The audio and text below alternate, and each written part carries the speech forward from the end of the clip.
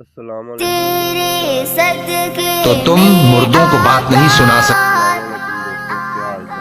ٹھیک؟ اے پیغمبر صلی اللہ علیہ وآلہ وسلم، اپنی بیویوں اور بیٹیوں اور مسلمانوں کی عورتوں سے کہہ دو کہ باہر نکلا کریں تو اپنے چہروں پر چادر لٹکا کر گھونگھٹ نکال لیا کریں۔ دینوں نے کلمہ پڑھا لا الہ الا اللہ حسبی ربی جل اللہ ما فی قلبی غیر اللہ نور محمد صلی اللہ لا الہ الا اللہ۔ اللہ نے فرمایا کہ اے ابلیس، جس